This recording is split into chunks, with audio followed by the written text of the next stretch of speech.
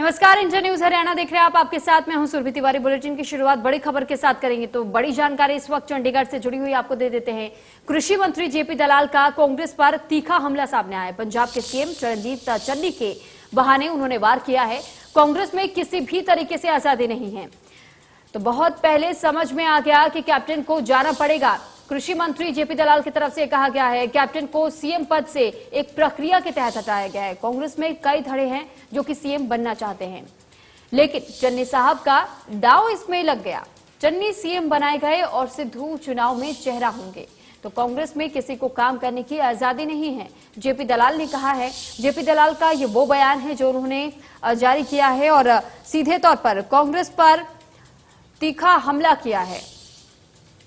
तो कांग्रेस पर हमला बोलते हुए ये बयान जारी किया है चरणजीत सिंह चन्नी के सीएम बनने पर। तो जेपी दलाल ने कई बातों का जिक्र किया और उन्होंने खुले तौर पर यह कहा है कि कांग्रेस में किसी को भी आजादी नहीं है अपनी तरीके से काम करने के लिए। और वहीं ये भी कहा गया है कि जानबूझ करके ये दांव खेला गया है। तो कांग्रेस में कई धड़े हैं जो कि सीएम बनना चाहते हैं। जेपी दलाल ने आरोप भी कांग्रेस पार्टी पर लगा दिया है, लेकिन चन्नी साहब का दांव इसमें लग गया। और इसी वजह से क्योंकि चन्नी सीएम बनाए गए और सिद्धू चुनाव में चेहरा होंगे, क्योंकि देखिए चन्नी के पीछे हमेशा से नवजोत सिंह सिद्धू का नाम भी जुड़ता हुआ नजर आया था। देखिए, कांग्रेस एक खात्मे की तरफ चल रही है और अमरिंदर सिंह ने जो बयान दिया था अमृतसर के बारे में, जलियांवाला बाग के बारे में, जो राहुल गांधी से मैच नहीं करता था, उसी दिन से सामने आ गई थी कि अमरिंदर सिंह को अब जाना पड़ेगा, क्योंकि कांग्रेस के अंदर किसी भी तरह की आज़ादी नहीं है। जो गांधी परिवार बोलता है बिल्कुल वो का वो शब्द नीचे बोले तो ठीक है।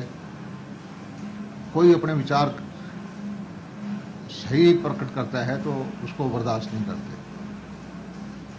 पिछले दिनों की घटना है, सिद्धू का बनाना, बार बार विधायकों की मीटिंग करना, ये सारी प्रक्रियाएं इसको अमरिंदर सिंह को हटाने के लिए की गई थी। और बहुत सारे धड़े हैं कांग्रेस के पंजाब में, सब मुख्यमंत्री बनने के इच्छुक हैं और उनकी लड़ाई में सौभाग्य से चन्नी साहब का दांव लग गया। लेकिन जिस तरह से उनको स्टॉप गैप अरेंजमेंट करके कहते हैं कि इलेक्शन का चेहरा सिद्धू साहब होंगे, मुख्यमंत्री चन्नी साहब होंगे, तो पहले दिन ही उनकी पोजीशन को कॉम्प्रोमाइज किया जा रहा है। इससे लगता है कि हाँ, किसी आदमी को मुख्यमंत्री बनने के बाद भी काम करने की आज़ादी नहीं है। और हर प्रदेश में ग्रुपिज्म है, कांग्रेस के अंदर छत्रप हैं।